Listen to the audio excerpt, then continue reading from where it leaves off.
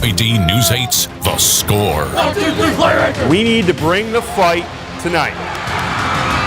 The Quad City's only half-hour high school football show. Can we win a football game? Let's go take care of our business.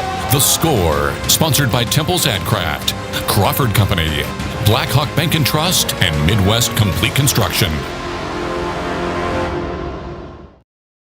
Welcome to week 5 of The Score. Plenty of great football, plenty of great food. Our guest griller is Deanne Bloomberg, and we talked in the 6th. They couldn't hear us, but The 10. we've had the 10.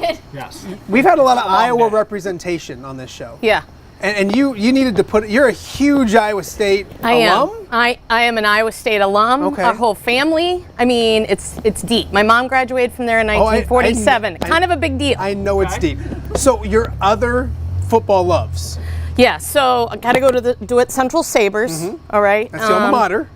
That is my high school alma mater, Right. and then I got to give love to my mom's side of the family, the Olsons out in Cal Wheat. Okay. All right. And then the Where do you latest. live now? Huh? But now the Orient Chargers. Okay, I get on both All sides of the right. river. Okay. Orient All right. Chargers. And then Tell them about the latest one. the latest one on the NFL side would be the Detroit Lions, because my nephew, Josh Schuler from Muscatine, Iowa, is the head strength coach there at the Lions. She's really working hard. She's got a ton on the grill, but we got some highlights to get to. Before we get to the highlights, we have one more thing. 1987. Roll this video. 1987 Beef Queen. Yeah, I know. Talk about this. Yeah. Well, you know, I was channeling my inner Katie Couric at that moment. Okay, that's all I can say, and I'm sorry I said that on a ABC That's affiliate. okay. Okay. That's She's a okay. legend. It's okay. Well, hey, Beef Queen, get Can we grilling. get that off? Yeah. Let's get to the We'll come highlights. back. Yeah, Let's get to the highlights. roll. We'll start at MOLINE as they host Rock Island, one of the oldest rivalries in the state of Illinois. First quarter, MOLINE gets on the board first. It's Pablo Perez in for the touchdown. The Maroons grabbing 7-0 lead.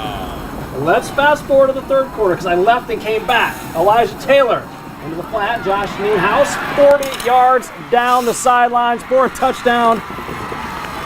And that play was hot. Fourth quarter, Maroons defense with a big play.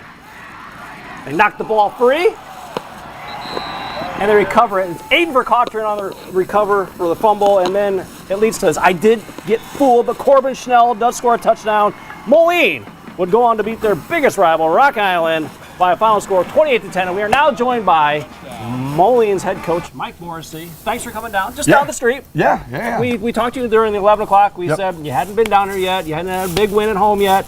You got one tonight. How does it feel? We did. I mean, almost a little bit of relief, just with kind of the chaos of things, and it could be a competitive game tonight. They played well. Got to give hats off to Rock Island. They played really well, better than they even played on film the last couple weeks. So hats off to them. And but proud of our guys for stepping up when we needed them to.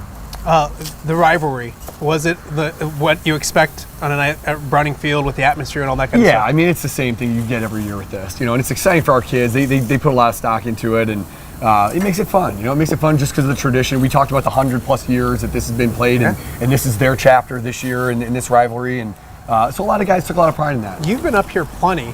Have you seen a spread like we got going on? No, this is fantastic. That steak looks incredible. You picked a good week to finally win a home game. It looks incredible. You picked a good week to. Yeah, we needed it. It was good. It is nice. So 2-3, and then you get the Alma win 3-3, so you're right back on track. Yeah, and that's big. It's big even mentally for our kids. And we've been a little banged up, so the bye week we're gonna be opportunistic with how we approach this thing and take advantage of it. It's not something ideal that you really want because the kids miss out on a game, but we did our due diligence with trying to get somebody to come in and play, or us to travel and to play somebody, and unfortunately it just didn't work out. And it does work out in our favor because we are a little bit banged up, so we do need some guys to get healthy and recover a little bit. And you get to stay home, you watch the score in a comfortable place. You don't have to come up here and do all that kind of stuff when you That's have right. the week off. I love and I will. Maybe I'll pop in. I'm sure I'll pop in just for fun. We'll give you another break or whatever we're cooking. We'll give you something. Hey, I'd appreciate it. I'd love it. For sure I'll come in. All right, we'll get you some food in a second. Let's get back to the highlights. Thanks for being Thank here, you, guys. Coach. We'll go down to Galesburg. It is Geneseo looking for that 5-0 start to the season. Galesburg, though, cuts into the lead. Sam Statsky with the field goal right here. Made the lead 7-3, but it's all Geneseo after that. Jaron Neal with the touchdown run right here from 5 yards out. That made it 14-3, and then it's Geneseo with a little defense as Jacob Rapps comes up with the big interception right here, and he's thinking 6. He goes back the other way, finds some daylight, gets to the sideline, gets inside the 10, inside the 5, but knocked out at the 1. Don't worry about it. Very next play, Josh Steinez goes in for the touchdown. As we show you that, we'll show you a final. Geneseo with a 40-point victory, 43-30, your final now. Let's go to the United Township game. We picked this one up in the second quarter. Blue Devils up 20-7. Jarius Rice with a touchdown to make it 28-7. A lot of scoring in this one. Check out this pass play. Matthew Kelly, Swag Kelly down the middle of Corey Randall. 60-yard pitch and catch, 28-14. After another UT touchdown, or Quincy touchdown, UT punches in another one. It's Kelly from 5 yards out. He's in for the score, 35-20. Quincy answers. Only 30 seconds before halftime, they throw this pass play. It goes for 55 yards, 42-20 at the half. Quincy a winner, 63-27. As expected, a good game in Princeton. They're marching in the jungle. Princeton and Sterling going head-to-head. As expected, it's a smash-mouth football. Princeton's Bennett Williams, Arthur Braden, William Blatt converge for the tackle for loss. Soon after, home team punches it in. Casey Etheridge barreling in from 1 yard out, plus a 2-point conversion, 8-0 Tigers. Under a minute in the opening half, Sterling comes up with a big play. Joseph Holcomb unloads the bomb. Mason Ammon with the big catch for 65 yards. No points after that, though. 8-6 Princeton at that point. Third quarter, Princeton remains committed to the run. Etheridge emerges between tackles, bounces outside, goes 40 yards into the end zone. 14-6, fourth quarter we go. After a key fourth down stop by the Tiger defense, the offense works like clockwork. Again, it's Etheridge putting it in. Laporte adds a pick 6 in the final moments. And check it out, the track does it again. They beat the Western Big 6. Princeton over Sterling, 28-6, your final score. Let's head over to the Iowa side of the river. Bettendorf hosting Dubuque Hempstead. Second quarter, it's Charlie Zimmerman airing it out to Jake Schultz. This one goes 43 yards for the touchdown. 21-7 Bettendorf at that point. Bulldogs playing plenty of defense.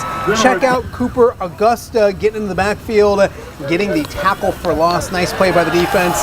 They looked good all evening. Back to the air for Bettendorf. Ensuing drive, it's Zimmerman airing it out to Cole Odefi for the nice pickup as he goes into enemy territory. That would lead to a field goal to make it 24-7 at the half. Bulldogs roll 49-7, your final and now. Pleasant Valley looking for their 4th straight win at Dubuque Senior. Isaac Harvey would pick up a big first down. He breaks a couple tackles on the way. 18 yards for the Spartans. The offense keeps rolling for PV. This time the QB keeper from Coy Kipper.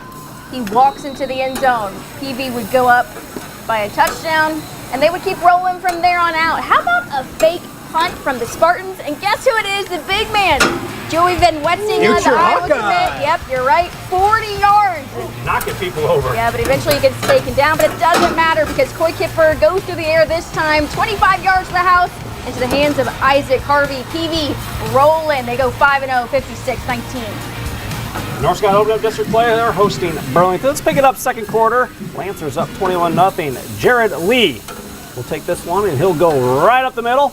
Fighting for a few extra yards, picking up a first down, keeping the drive moving. Very next play, it's Robert Palmer. It's a Love. Up the middle for 5 yards and a score. This PA team is at 27-0. A few minutes left in the first half. Kyler Girardi will roll out. He'll find Carson Lage for a 15-yard pickup along the sidelines. 34-0. North Scott up at the half. They roll 48-0. Hey, let's head to Assumption. Assumption, opening district play against 3-1 Fort Madison. First quarter in this one, Jake Timmons with a nice play fake, finding Bauer Caspers across the middle. This one covers 20 yards and a first down. Later in the drive, it's Assumption going to the ground. Angelo Jackson with some tough running up here. He gets 12 yards and the first down, but this drive would stall out. Assumption would punt, pin Fort Madison deep, and then check out the defense. Timmons tips it. Will McIntosh comes up with the interception at the 9-yard line, and that would lead to this. It's Jackson going in from 9 yards out. That made it 7-0. This one all Assumption. They win this one 38-7, your final. They're now 4-1 of the season, 1-0 in district play. And we're joined now by the head coach of the Assumption Knights, Wade King. First and foremost, Coach, thanks for staying up late with us. It's probably past your bedtime. A big victory to get on the board. Old people like it. No, go ahead. Finish. No, Coach, you're good. Hey, to get a victory tonight, how important is that? Well, we're in district play, so this is a big one to get started off. We think, we thought Fort Madison had a really nice team coming in, so we thought it was a great challenge for us. Really happy with the way we played defensively, and then threw the ball around a little bit tonight. Kind of talk about that defense. They got that big interception, a couple other big plays. Defense was the big key tonight. I'm sorry, I didn't hear that. Talk about how good that defense was tonight.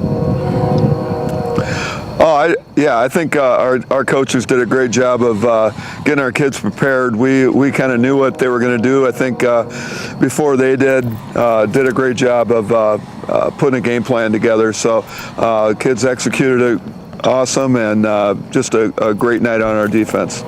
Coach, I feel bad for keeping you up late. Do you want to come over and have some steak with us off the grill? I'll have to take a rain check. I'm usually in bed by now, so this is old. The old people have to go to bed early. Great start. We'll talk to you real soon. We appreciate you. All right, thanks. Perfect. Let's get back to the highlights. City bragging rights on the line at Brady Street Stadium. It's North and Central both looking to earn a city victory. North with the ball, it's Kaz Rabarczyk through the air to Corell Burridge for a 68-yard touchdown. The North Wildcats didn't get on the board.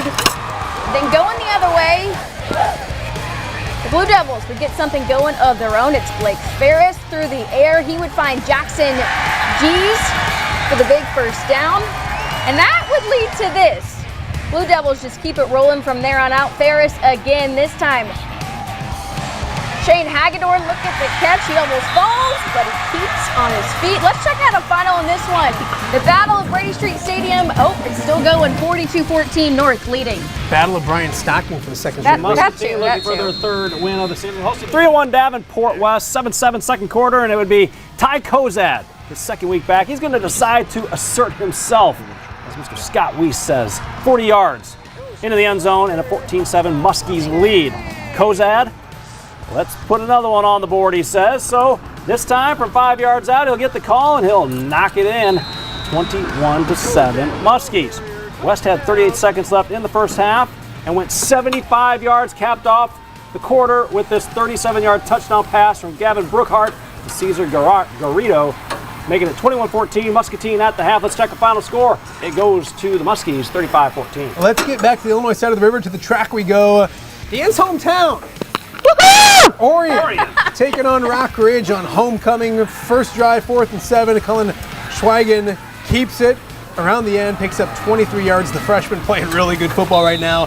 That's good for a first down. Later in the drive, it's Schweigen again, calling his own number. This time getting in from 5 yards out, 6-0. Rock Ridge in front. Orion, though, will look to answer. Cale Filler finds Jake Bainbridge for the 19-yard pickup and a first down, but that drive would stall. Next, Rock Ridge possession, it's Alex Zarlatanis going up the middle, going 50 yards to pay dirt. That made it 13-0. Deanne, look away. You're not going to like this final. 54-20. My wife's alma mater. Victory. She'll be happy, and that's the important thing. A perfect 4-0 Morrison looks to stay perfect, and 3-1 Monmouth Roseville look to get another win. Mustangs, Carson straining, but get a big first down. That's 15 yards. Morrison driving. Then later with the ball, they have it on the 3rd-yard line. Brady Anderson would take it in. Touchdown Mustangs. That would make it 6-0. Morrison would get the ball back, and they keep the offense rolling after that. Chase Newman would pick up a 14-yard first down. Look at him go. There he is. And that would turn into this, another TD for the Mustangs. 3 yards to the house. Morrison makes it 14-0. It's 41-12. We have plenty more to get to here on the score. Up next, we got some more highlights. We got a lot of great food. And we have Deanne talking football, so that's all that matters. I think we're feeling it. I think you're working really hard. We can hear you working hard. That's how hard you're working. Oh my gosh, seriously? No, it's okay. It's a good thing. It's good. The other grass grillers haven't worked nearly as hard as you have. Oh, babe. She's doing awesome. We'll see you back here on the score in just a minute.